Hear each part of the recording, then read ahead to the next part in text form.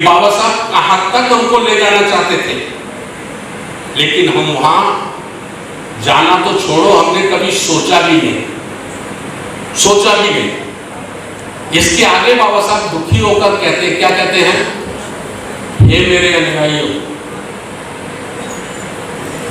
अनुयायियों, यदि आगे ना ले जा सको, इसका मतलब बाबा साहब को एहसास था, जो लीडरशिप बाबा साहब ने तैयार की थी, जिन लोगों को बाबा साहब ने तैयार किया था, उनके ऊपर बाबा साहब को ये भरोसा नहीं था कि ये इस मूवमेंट को आगे ले जाएंगे, भरोसा नहीं था।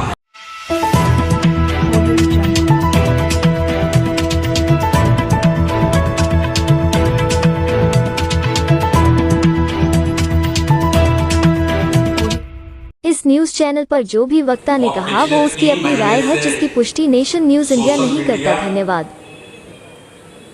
जूम मीटिंग के माध्यम से आज के प्रोग्राम का विषय क्या है, इस संबंध में आपके बीच में चर्चा हुई है।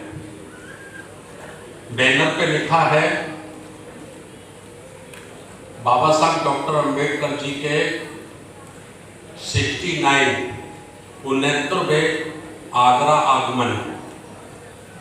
18 मार्च 1956 को बाबा साहब डॉक्टर अंबेडकर आगरा आए थे और उनका वह संबोधन, या हम कह सकते हैं कि मार्गदर्शन, बहुत बड़ा है और बहुत ही समाज को दिशा देने वाला है। तो इस उपलक्ष्य में और मान्यवर काशीराम साहब, जिन्होंने सही मायने में बाबा साहब डॉक्टर अंबेडकर जी के मूवमेंट को समझा और अपने जीवन का सब कुछ न्योछावर करके संपूर्ण भारत के कोने कोने में, गांव-गांव में, शहर-शहर में साइकिल चला कर उन्होंने बाबा साहब डॉक्टर अंबेडकर के आंदोलन को शक्ति दी, ताकत दी और खड़ा किया। ऐसे महामानव मान्यवर काशीराम साहब की 91वीं जन्म जयंती के उपलक्ष्य में ये प्रोग्राम आयोजित किया गया है। इसके लिए मैं आप सबका बहुत बहुत धन्यवाद करता हूँ, बहुत बहुत आभार व्यक्त करता हूँ। कार्यक्रम का विषय है राष्ट्रीय धम्म संसद। धम्म संसद, अब ये दो शब्दों का अगर हम विच्छेद करते हैं या परिभाषित करते हैं तो धम्म का मतलब है बुद्ध से, जो बुद्ध ने हमको धम्म दिया। नैतिक जीवन, श्रवण संस्कृति, समानता, करुणा, न्याय, ये धम्म का मतलब है। अब दूसरा मतलब है संसद। तो संसद के नाम से हम लोग जानते हैं, संसद शब्द जब आता है तो हमारा बड़े तेजी से ध्यान जाता है कि भाई लोकसभा होगी या तो राज्यसभा होगी। लोकसभा और राज्यसभा में ही संसद चलती है ना। कई साथियों ने मुझे कहा भी कि सर आपने ये संसद शब्द जोड़ा है तो ये तो राजनीति का इसमें कुछ नजर आता है। मैंने उनको बताया जो मैं भी आपको बता रहा हूं, संसद का मतलब होता है जिस विचार को मानने वाले लोग या जिस संस्कृति को मानने वाले लोग, उस संस्कृति पे काम करने वाले लोग जब इकट्ठा होते हैं, एक जगह बैठते हैं, तो वो संसद हो जाती है। यानी हम सब बुद्ध को मानने वाले हैं, बाबा साहब डॉक्टर अंबेडकर महापुरुषों को मानने वाले हैं, तो हम बुद्ध के सदस्य हैं, सदस्य। और जब ये 1000 साथी भारत के 28 राज्यों से आज यहाँ इकट्ठा हुए हैं, तो 1000 साथी 1200 साथी 28 राज्यों से इकट्ठा हुए हैं। हमारे राष्ट्रीय अध्यक्ष से लेकर हमारे जिला कमेटी के 3 पदाधिकारी तक यहाँ आज बुलाए गए हैं। तो ये पदाधिकारी जब इकट्ठा हुए हैं तो ये धम्म के सदस्य हैं, और सदस्य जब इकट्ठा हुए हैं तो संसद हो गई, संसद बन गई, इसका ये मतलब है। और संसद बनने के बाद संसद में होता क्या है, संसद में नियम बनाए जाते हैं या नियम तोड़े जाते हैं, खत्म किए जाते हैं, नियम बनाए जाते हैं, कायदे बनाए जाते हैं, व्यवस्थाएं तय होती है कि भाई हमें अगले 5 वर्ष तक क्या करना है, जिस मकसद जिस मिशन को हम लोग पूरा करना चाहते हैं उसका रूट क्या होगा, उसका संसाधन क्या होगा, उसका प्रबंध क्या होगा। जैसे मैं हमेशा अपने शब्दों में कहता हूं कि जो हम बहुजन समाज के लोग हैं या बुद्ध अंबेडकर अनुयायी लोग हैं, हम 2 चीजों में बहुत कमजोर हैं, 2 चीजों में बहुत ज्यादा कमजोर है। जैसे एक मेजरमेंट का मतलब नाप तोल, ठीक है। दूसरा मैनेजमेंट का मतलब है प्रबंध करना। एक उदाहरण से मैं समझाता हूं। जब हम अपनी बेटी की शादी करते हैं और सभी रिश्तेदारों की लिस्ट बनाते हैं तो ये नाप तोल करते हैं कि भाई कितने रिश्तेदार आने वाले हैं, ससुराल पक्ष से कितने आने वाले हैं, भाई क्या कर रहा है, मामा फूफा पक्ष से कितने आने वाले हैं, बहन के पक्ष से कितने आने वाले हैं, यार दोस्त कितने आने वाले हैं, और वो भी देख, हमारे खानदान परिवार के कितने लोग आने वाले हैं। तो ये नाप तोल हो गई है ना। नाप तोल करते जैसे एस्टीमेट आया कि भाई 1000 लोग आ सकते हैं, ठीक है ना, 1000 लोग आ सकते हैं, तो ये नाप तोल हो गई, इसको कहते हैं मेजरमेंट। अब 1000 लोगों की दावत करनी है, उनको भोजन कराना है, तो भोजन का प्रबंध करना पड़ता है,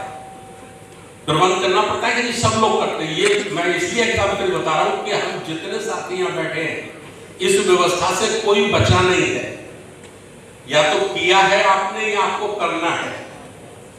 ठीक इसी प्रकार से बहुजन समाज यानी इस देश का SC ST OBC और धार्मिक रूप से बौद्ध, जैन, सिख, ईसाई, मुस्लिम या दूसरे साथी भी जो मानवतावादी हैं, जिनका जातवाद में और वर्ण व्यवस्था में भरोसा नहीं है, तो ऐसे लोग, तो उसका प्लानिंग करने के लिए आज हम लोग मेजरमेंट और मैनेजमेंट पे बात करने वाले हैं पूरे दिन।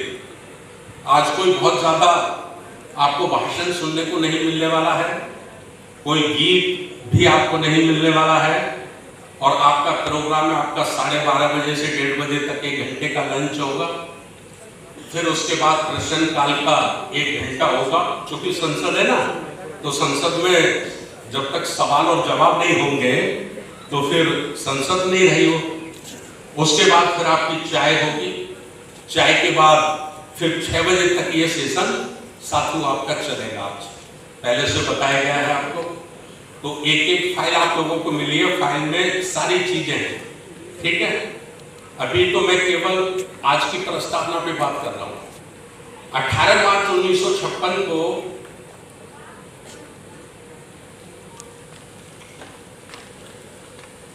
बाबा साहब डॉक्टर अंबेडकर जी की 2 मिनट की बात मैं आपके बीच में रख रहा हूं।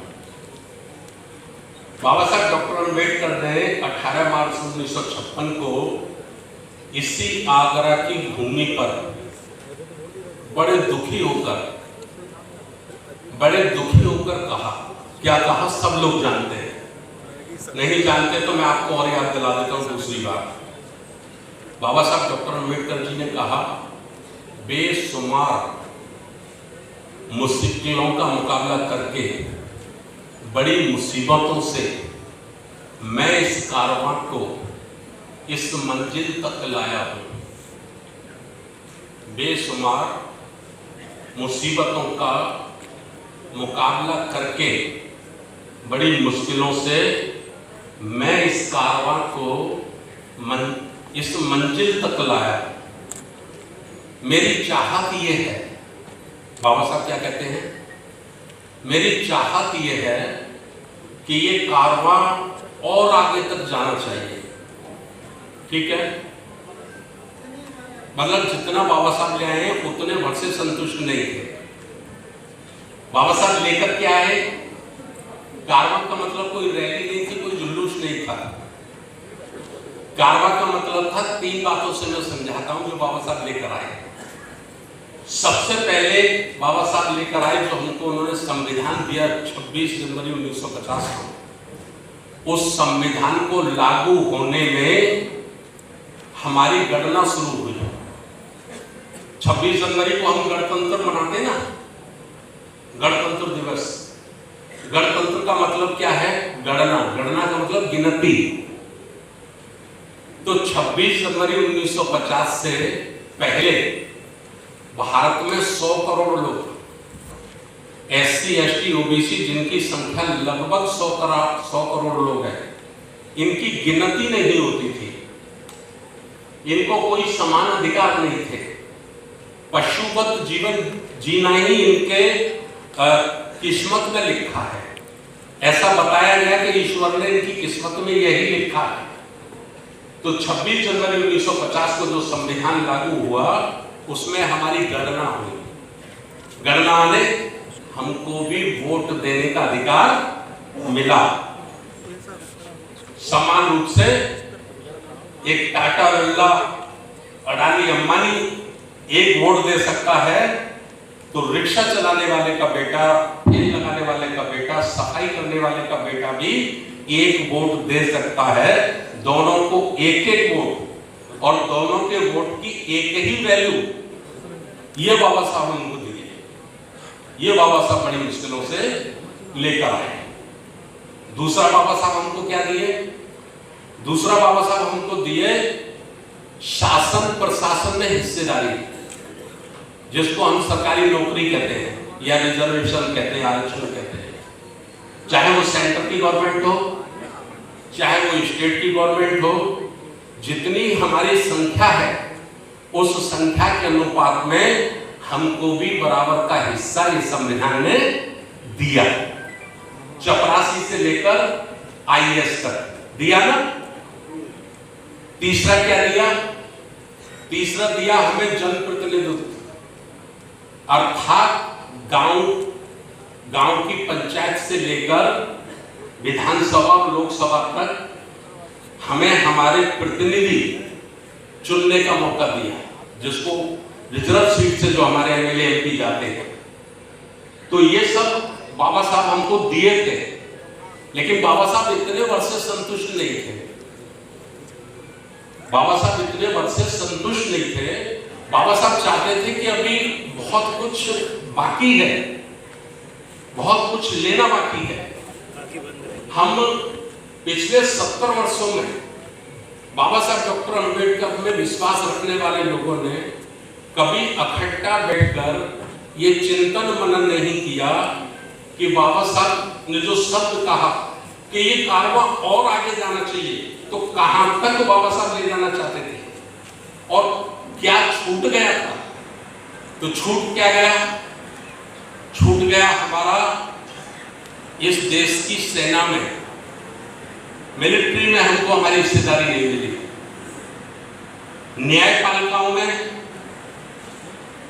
हमें हमारी हिस्सेदारी नहीं मिली। इस देश का जो इंडस्ट्रीज एरिया है, उद्योग है, उसमें हमारी हिस्सेदारी नहीं मिली। इस देश का जो मीडिया सेंटर है उसमें हमारी हिस्सेदारी नहीं मिली। इस देश का जो एजुकेशन सेक्टर है उसमें हमें हमारी हिस्सेदारी नहीं मिली। इस देश की जो धन संपदा है उसमें हमारी आबादी के अनुसार जितना हिस्सा हमको धन में से मिलना चाहिए था वो हमको नहीं मिला।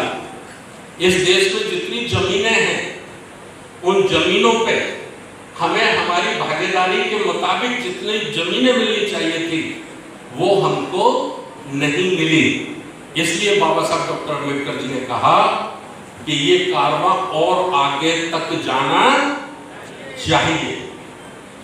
70 वर्षों के बाद हम बाबा साहब के नाती पोते आज इस बात पर चर्चा करने के लिए बैठे हैं पूरे देश से इकट्ठा होकर कि बाबा साहब कहां तक हमको ले जाना चाहते थे लेकिन हम वहां जाना तो छोड़ो, हमने कभी सोचा भी नहीं, सोचा भी नहीं। इसके आगे बाबा साहब दुखी होकर कहते हैं, क्या कहते हैं? हे मेरे अनुयायियों, हे मेरे अनुयायियों, यदि आगे ना ले जा सको, इसका मतलब बाबा साहब को एहसास था, जो लीडरशिप बाबा साहब ने तैयार की थी, जिन लोगों को बाबा साहब ने तैयार किया था, उनके ऊपर बाबा साहब को ये भरोसा नहीं था कि ये इस मूवमेंट को आगे ले जाएंगे, भरोसा नहीं था।